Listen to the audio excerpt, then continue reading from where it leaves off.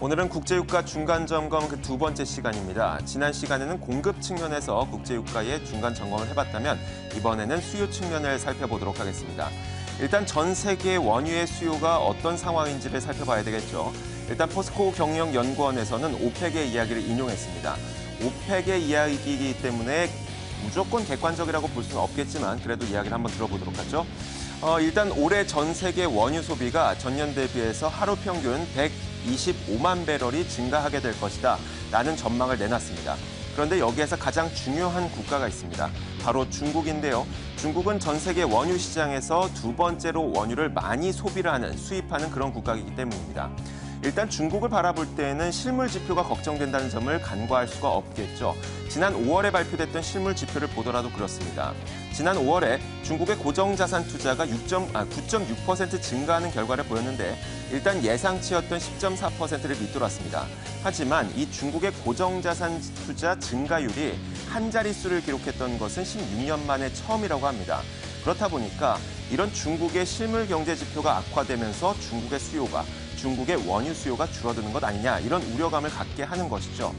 하지만 중국 정부는 이런 중국의 경기 둔화를 막기 위해서 어떻게든 정부 주도하에 재정 지출을 늘리려고 하고요. 그리고 인프라 투자를 확대하려고 하고 있죠.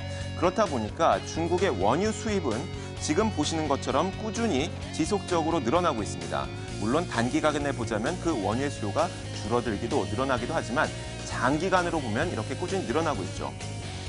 또 원유의 수요가 늘어날 것이라고 이야기하는 또 한 가지의 이유가 있습니다.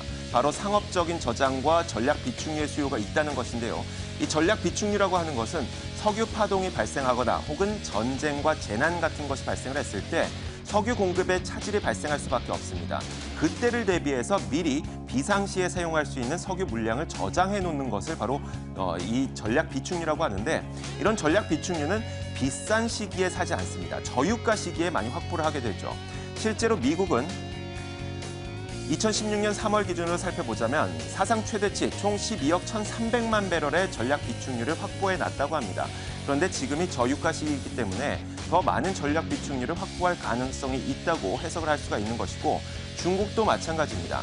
중국은 지난 2006년부터 2020년까지 총 15년 동안 3단계에 걸쳐서 비축 설비를 확충하는 계획을 진행하고 있는데요.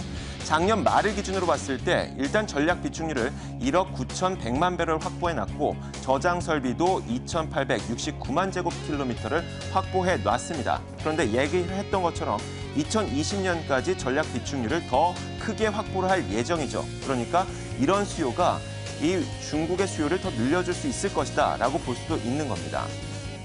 물론 여기에는 변수가 존재합니다. 달러에 대한 변수, 그리고 이란에 대한 변수 이런 것들이 있을 텐데 일단은 브렉시트 때문에 미국의 금리 인상 시기가 뒤로 밀렸다는 점에서 브렉시트가 달러의 가장 큰 변수가 당분간은 될 것으로 보입니다. 만약에 정치적인 경제적 불확실성이 발생을 하게 된다면 안전자산 선호 현상 때문에 달러가 강세를 보일 것이고 유가 하락을 이끌 수가 있고요. 달러 강세로 인해서 위안화가 약세를 보이면서 중국의 구매력이 하락하고 중국의 원유 수요가 줄어들 수 있다. 이런 변수가 존재하죠. 정리를 해보자면 이렇습니다. 일단 지난 시간에 봤던 것처럼 공급 과잉은 완화되고 있는 것으로 보이죠. 그리고 수요도 늘어날 것으로 보입니다. 물론 달러와 이란이 올해 얼마나 생산량을 늘릴 것인지 모른다는 변수는 존재하죠. 그래서 결론이 이렇게 내려볼 수가 있는 겁니다. 공급이나 수요가 늘어날 수 있다는 측면에서 공급은 줄어들고 수요가 늘어날 수 있다는 측면에서 상승 여건은 분명히 있겠지만 이런 변수들 때문에 올 상반기에 우리가 경험했던 유가의 급등 이런 것을 아직은 기대하기 어렵다라고 생각해 볼 수가 있을 것 같습니다. 지금까지 시장을 읽는 남자였습니다.